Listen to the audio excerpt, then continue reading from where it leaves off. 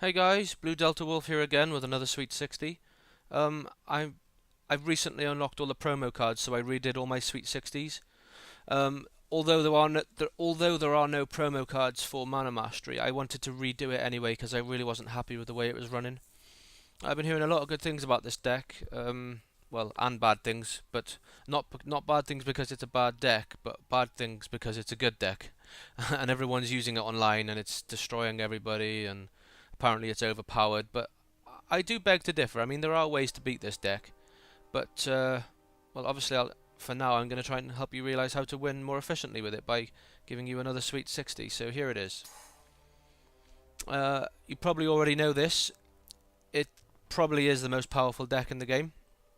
That without saying it, does have its weaknesses. The weaknesses being the fact that because it's a 5 color, you need a lot of ramp.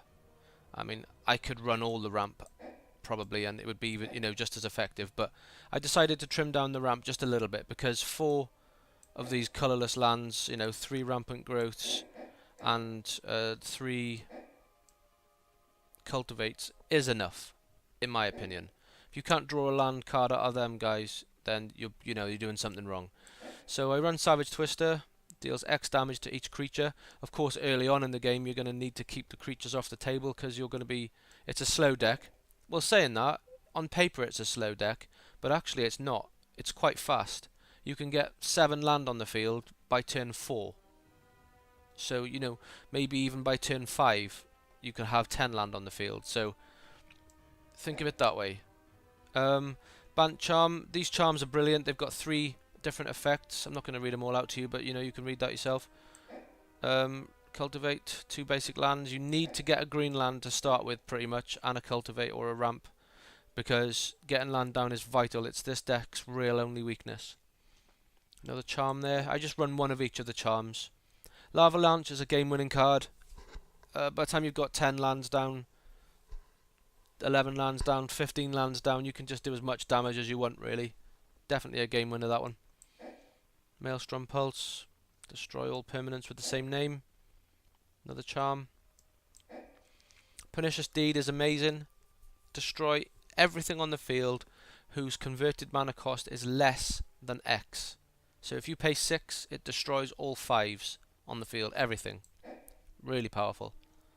Vindicate can destroy any permanent. Day of Judgment destroys all creatures. That's my cheapest creature right there, with Flying, Vigilance and Haste. I like that card. You need plenty of draw in this deck, so there's my draw for each land I control. So 5 types of land would be 5 cards. Also, if I ever find myself getting milled to death or running out of cards, that one helps to get them from the graveyard. Freakiest artwork I've ever seen. Basically, when that thing dies, everything dies. It's just sick.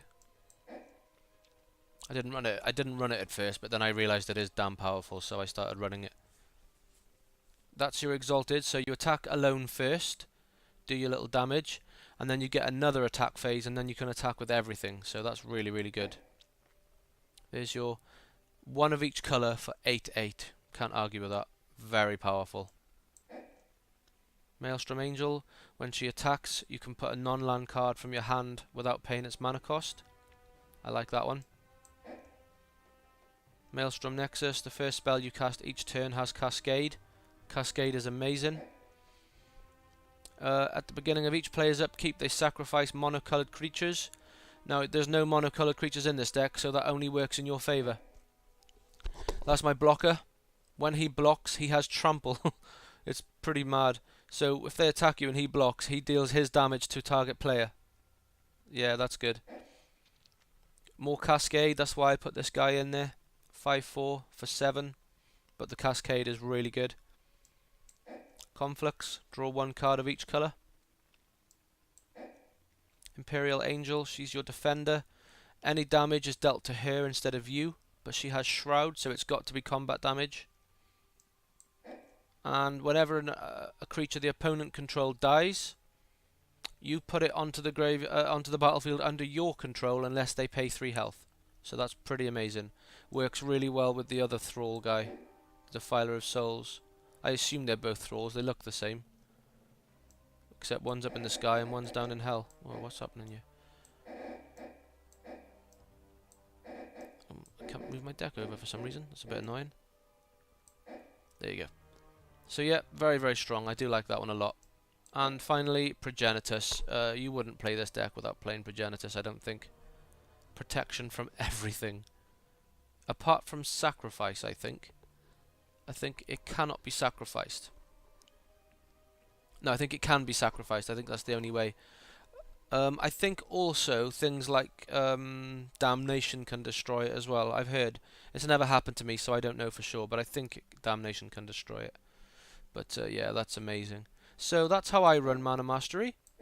Let me know if you guys run it differently. I'd be interested to see, you know, the different ways of running this deck.